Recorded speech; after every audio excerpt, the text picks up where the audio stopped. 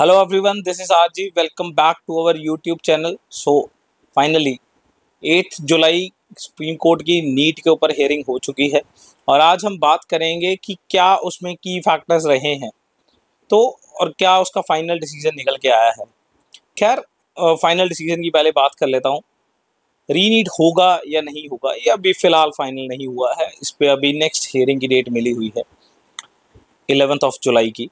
But क्या की factors रहे हैं आज की बात में, तो सबसे पहले तो सीजेआई यानी कि चीफ जस्टिस ऑफ इंडिया ने इस बात में तो काफ़ी कन्विंसिंग दिखाई है कि लीक तो हुआ है। जैसे हम हिंदी के मुहावरे में एक बात करते हैं कि धुआं उठा है, इसका मतलब कहीं तो आग लगी है।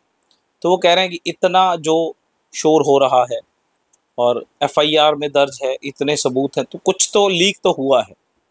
पर अब वो एक बात और कह रहे हैं कि सिर्फ ऐसे ही तो नहीं कहा जा सकता 24 लाख बच्चों का रीनीट ले लिया जाए, क्योंकि पहले वो वाले बच्चों की बात सुन रहे हैं जो कह रहे हैं कि रीनीट होना चाहिए। नो रीनीट वालों की पिटीशन अभी बाद में सुनेंगे, वो अभी पहले रीनीट वालों की सुन रहे हैं। तो उनका मानना है कि लीक तो हुआ है, वो they are very much convinced, पर अब वो कितनी एक्सटेंट तक हुआ है। अब एक्सटेंट में ना 2-3 चीज़ें देखने वाली होती हैं। एक्सटेंट का पहला मतलब है कि पेपर अगर 2 बजे था, जैसे 5 मई 2 बजे का एग्ज़ाम था, तो पेपर लीक कितने बजे हुआ है? अगर वो 11 बजे हुआ है, इसका मतलब इतना ज़्यादा समय नहीं था और उस टाइम पे हर बच्चा ये नहीं ढूंढ रहा होता कि कहीं से पेपर मिले। तो ये इसे मास लीकेज शायद नहीं कहा जाना चाहिए। अगर वो एक रात पहले आ गया है तो काफ़ी चांसेस हैं कि वो वाइड स्प्रेड हो गया होगा, ठीक है ना। पर अगर वो 2-3 घंटे पहले मिला है तो शायद उसे वाइड स्प्रेड नहीं कहा जा सकता। और दूसरा क्या कहेंगे वाइड स्प्रेड में कि वो पेपर मिला कैसे है। क्या वो फिजिकली मिला है किसी को? अगर वो 3 घंटे 4 घंटे पहले अगर किसी को मिला है तो क्या वो फिजिकली पकड़ाया गया? तो फिजिकली में तो ये है कि ये इतना ज़्यादा तो नहीं फैला जा सकता, या फिर इसमें सोशल मीडिया यानी कि टेक इन्वॉल्व है, जैसे टेलीग्राम वगैरह या कुछ भी इन्वॉल्व है। क्योंकि अगर सोशल मीडिया या टेक इन्वॉल्व है तो ये बहुत तेज़ी से फैल गया होगा, तो इसे वाइड स्प्रेड कहा जाना चाहिए। तो अगर किसी भी तरीके से, जैसे समय का गैप काफ़ी ज़्यादा है, 2 बजे से पहले काफ़ी पहले पेपर मिल गया था, या इसमें टेक इन्वॉल्व है, तो फिर तो हम इसे वाइड स्प्रेड कह सकते हैं। तो रीनीट होने के चांसेस काफ़ी ज़्यादा हैं इस केस में। बट अगर ये कह सकते हैं कि किसी पर्सनल मॉल प्रैक्टिस है, किसी बंदे द्वारा पर्टिकुलरली मतलब ये थोड़ा बहुत लीक किया गया और फिजिकली पेपर कहीं ना कहीं से पहले अरेंज कर लिया गया और दे दिया गया है, और ये एग्ज़ाम से 2-4-5 घंटे पहले मिला है, तो इसे मास लीकेज नहीं कहा जाना चाहिए।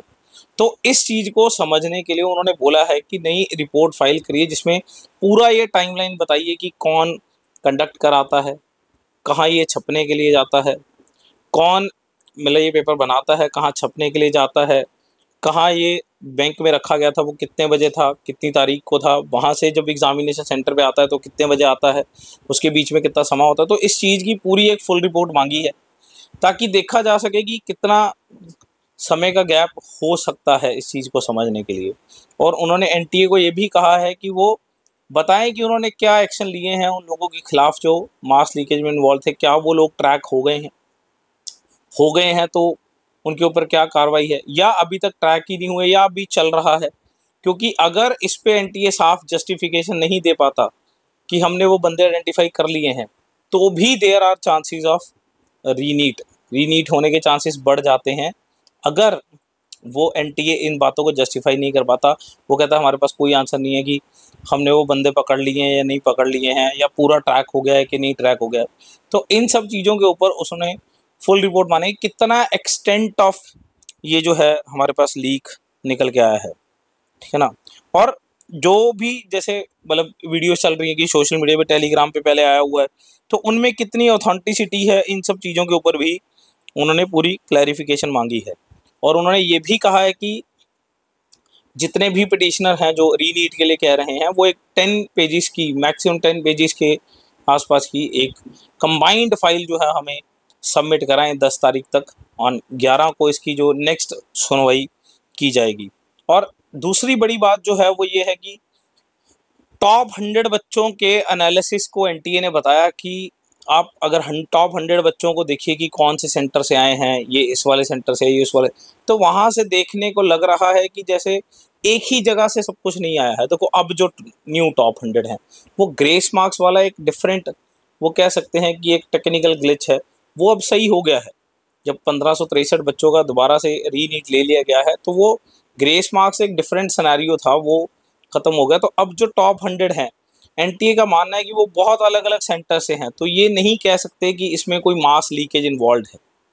तो ये तो मतलब कह सकते हैं rank inflation is very natural. हालांकि इतना ज़्यादा रैंक इन्फ्लेशन क्यों आया, सुप्रीम कोर्ट का मानना है कि इस पे भी एनटीए को अपना एक स्टैटिस्टिकल एनालिसिस करना चाहिए कि इतना ज़्यादा रैंक इन्फ्लेशन क्यों आया है। क्यों पहले 1 या 2 या 3 बच्चे टॉपर निकल रहे थे, अब 67 लोगों के या 61 लोगों के फुल आउट ऑफ फुल हैं। तो इस पे उन्होंने एनटीए को अपना फुल एक बार स्टैटिस्टिकल एनालिसिस करने के लिए बोला है, ठीक है ना। पर एनटीए का मानना है कि टॉप 100 में वो डिफरेंट डिफरेंट सेंटर से हैं, तो रैंक इन्फ्लेशन काफ़ी नेचुरल है। तो इस पे एक बात और है कि सिर्फ 100 ही क्यों, ज़्यादा बच्चों का डाटा जो है वो मतलब एक हिसाब से एक पहले 1 लाख बच्चों का एनालिसिस करना चाहिए कि क्या सच में हर सिटी में ही रैंक इन्फ्लेशन है या किसी पर्टिकुलर सिटीज़ में या पर्टिकुलर स्टेट में रैंक इन्फ्लेशन बहुत ज़्यादा है, ठीक है ना। तो इन चीज़ों के ऊपर भी सीजेआई ने एनटीए को सोचने के लिए और बताने के लिए कहा है। फाइन। एंड